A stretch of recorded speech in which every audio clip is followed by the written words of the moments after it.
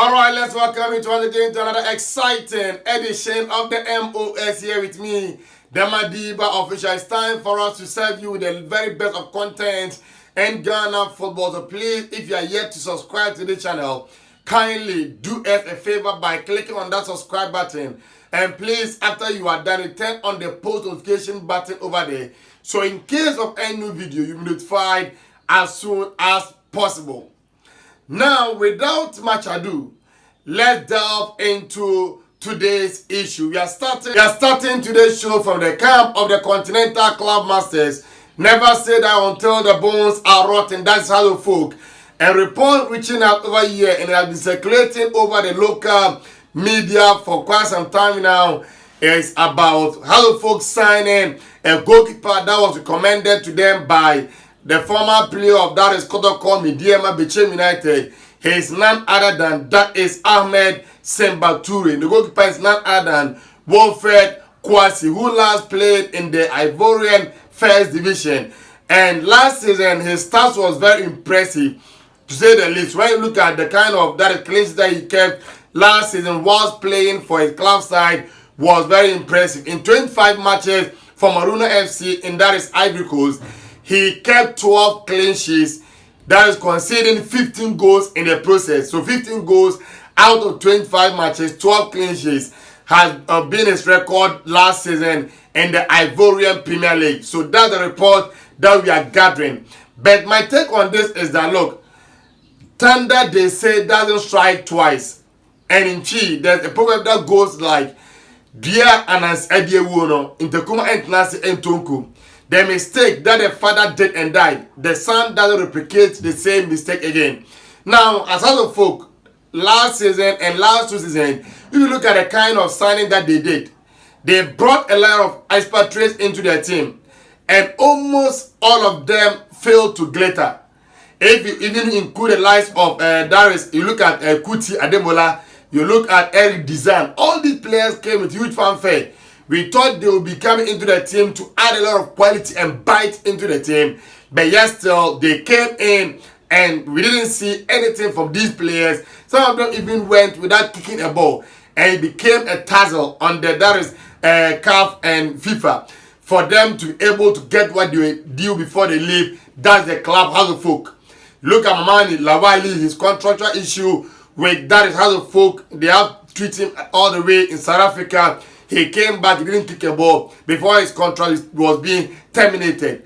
So you look at all these players and add up to the fact that last season, they brought in players that we thought would be able to help them, that is alleviate their problem. Also make sure that their goal scoring problem, they can able to put a stop to it.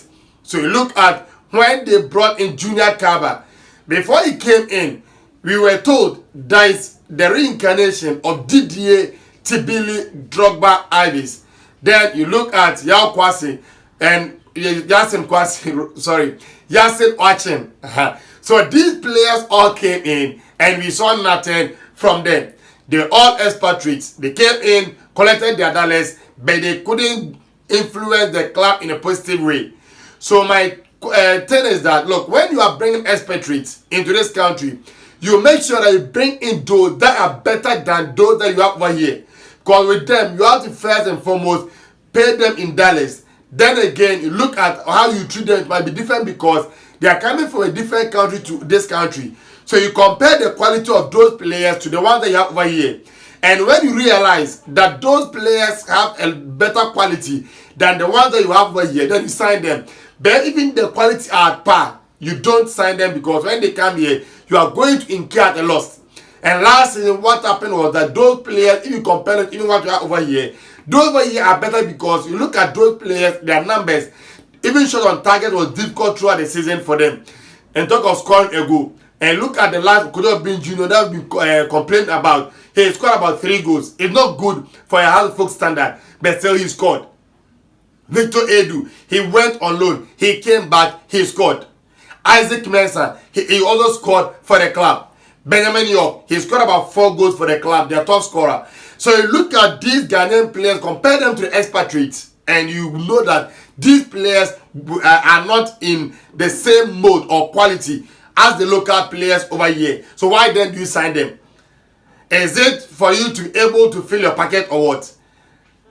So now that they are bringing in Wilfried Kouassi, a goalkeeper that, as I said, you watch him in training, he's very good. He was brought in for him to be studied and make sure that they will examine him and see whether he can be able to play for the club. Granted, it's very good. But you cannot compare the first division of Ivorian football to that of the Ghana Premier League. Now, you look at the Ivorian League, compared to even the Ghana Premier League, they're all at par. Because at first, you talk of the Ivorian Premier League and they were part of the creme de la creme of African football. When Asek Musa and co were ruling, that is the African football. When they were producing qualities like Yaya Toure, Kolo Toure and co, bringing them from their academies in the Premier League, sending them outside. Now you look at the Ivorian Premier League, even their national team, now they have to rely on players that have Ivorian descent to be able to have a decent national team. And you look at Ghana to the same thing. Even when you go to Africa, we are booted out in the first round. As for Asek, maybe once in a while they can be able to get into the money zone or play at later stages. But when Asek, which other club in Ivory Coast can you talk about? But first, start the Abidjan and Co. Do you still see these clubs doing well in Africa? So for me, how the fuck bring in Wilfried Kouassi is not my problem. But now they have 3 goalkeepers in their fold right now. If you have the young guy, Benjamin Nanayaboa, then you have about 4 goalkeepers. You talk of Richard Atta, who is a one-time player of the Black Stars. He has been called up for some matches.